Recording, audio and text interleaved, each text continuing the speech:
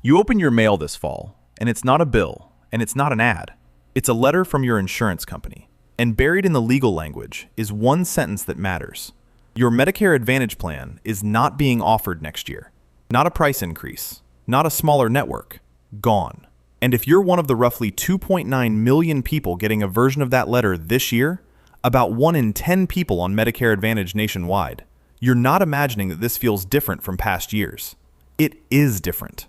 There's something else folded into that same notice, something almost nobody acts on before it expires. And I'll get to exactly what that is once you understand why this is happening in the first place. Here's where we're headed. Why so many plans are disappearing for 2026. What your actual options are the moment yours does. And the one right buried in that notice that most people throw away without ever using.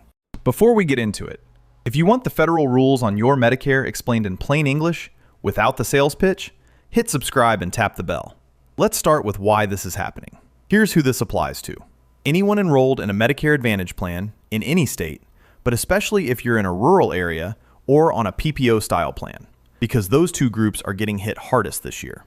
For 2026, insurance companies are pulling back from Medicare Advantage at a scale that hasn't happened in recent memory.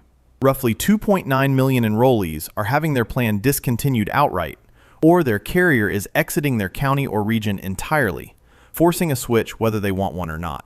PPO plans are taking a disproportionate share of the cuts, and rural counties, where insurers already operate on thinner margins, are seeing some of the steepest pullbacks. The reasons aren't a mystery. Medicare changed how it calculates payments to insurers and how it adjusts for the health risk of each plan's members, which lowered what insurers get paid per enrollee. At the same time, medical costs kept climbing, and the bonus payments tied to a plan's star rating, the quality score Medicare assigns each plan, got smaller for a lot of companies. Put those together, and an insurer that used to make a plan work in your county on paper simply doesn't anymore. What to do with this? Don't take it personally. It means the math changed on the insurance company's side, and they're the ones walking away, not you. This is general information, not financial or legal advice. Confirm your situation with a qualified professional. So how do you actually find out if this is happening to you, and when? Every fall, if your plan is being discontinued or your insurer is leaving your area, the company is required to send you a formal non-renewal notice, and that generally goes out by early October. Here's the part I want to be direct about. This notice does not look exciting. It looks like every other piece of insurance paperwork you get all year. Dense, official, easy to set on the counter, and forget. That is exactly why so many people miss what's inside it. If you get anything from your Medicare Advantage insurer this fall that mentions your plan ending, your service area changing, or non-renewal, do not treat it like junk mail. Read the whole thing, because the date your coverage ends and the window you have to act are both sitting in that letter. What to do? Open every piece of mail from your Medicare Advantage carrier this fall, and if the word non-renewal or discontinued appears anywhere in it, stop and read it in full before you decide it's nothing. Now, if that letter does apply to you, what are you actually choosing between?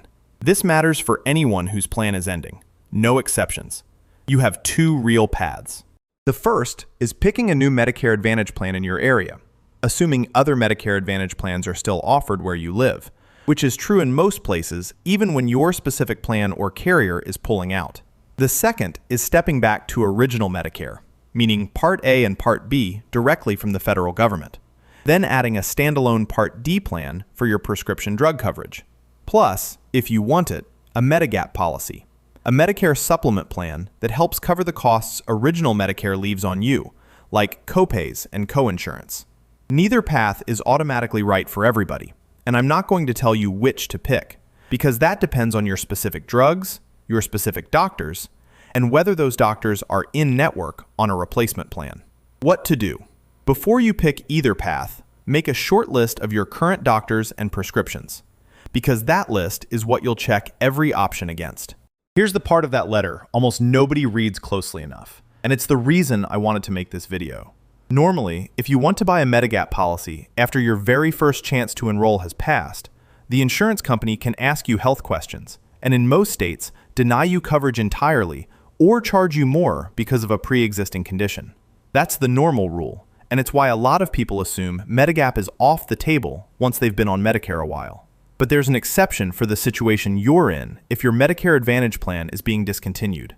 When your plan is non-renewed or your carrier leaves your area, federal rules give you a guaranteed issue right, a limited window where you can buy certain Medigap policies with no health questions asked and no ability for the insurer to deny you or charge you more for any condition you have. You don't apply for it or prove you deserve it. It exists automatically the moment your plan is discontinued. And here's the hard truth. Most people never use it. They don't know it exists. They assume Medigap isn't for them anymore. Or they let the window close while still deciding what to do about their replacement plan. And once it closes, it's closed. What to do? If you're even considering Original Medicare plus Medigap, treat the guaranteed issue window as the most time-sensitive part of this whole decision because it's the one piece you cannot get back once it expires. Have you ever had a Medicare plan get discontinued on you? Tell me below. I want to know how many of you have actually been through this. So let's put the calendar in front of you, because timing is what turns this from a manageable decision into a scramble. The Annual Enrollment Period, AEP, runs every year from October 15th to December 7th. And that's when anyone on Medicare can compare and switch Medicare Advantage or Part D plans for the following year. But if your plan is specifically being non-renewed, you also get a special enrollment period tied to that discontinuation, which extends your window into January, past the normal December 7th cutoff. That gives you extra time to pick a new Medicare Advantage plan or move to Original Medicare.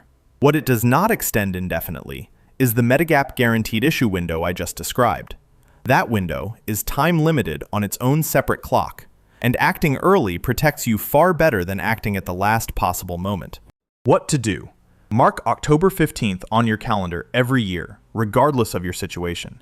And the moment you receive a non-renewal notice, treat the Medigap guaranteed issue window as a countdown that started the day that letter was printed, not the day you got around to opening it. With all of that timing in mind, here's the actual sequence I'd walk through if this letter landed in my mailbox. Start at Medicare.gov on the Plan Finder tool and compare your options using your real drug list and your real doctors, not just the plan's marketing summary.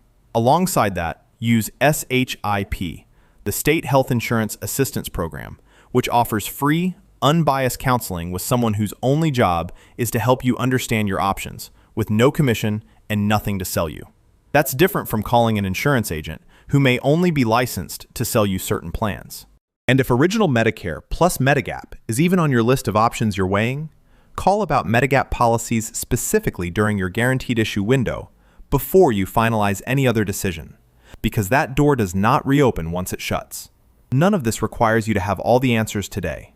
It requires you to not let the letter sit on the counter until the windows I just described have already narrowed or closed. Here's the bigger picture worth sitting with. A shrinking Medicare Advantage market isn't something you caused, and it isn't a sign you did anything wrong with your enrollment. It's insurers responding to their own payment numbers, and it happens to land differently depending on your zip code and the kind of plan you picked. What is in your control is what you do in the weeks after that notice arrives. Whether you read it fully, whether you compare your real options instead of the first mailer that shows up afterward, and whether you use a right that exists specifically because of what happened to your coverage, not because you asked for it or proved you needed it. That guaranteed issue window is, for a lot of people, the only chance they will ever get to access certain Medigap coverage without being turned away or charged extra for a health condition. And it exists for exactly one reason. Because your plan going away wasn't your fault, and the rules recognize that. If this helped you understand what that letter in your mailbox actually means, hit subscribe. I go through a new piece of Medicare, Social Security, or senior benefits every week, straight from the federal rules in plain English. And if you know someone on Medicare Advantage who might be getting a notice like this one this fall, share this with them now, before their letter arrives, not after they've already set it down on the counter and moved on.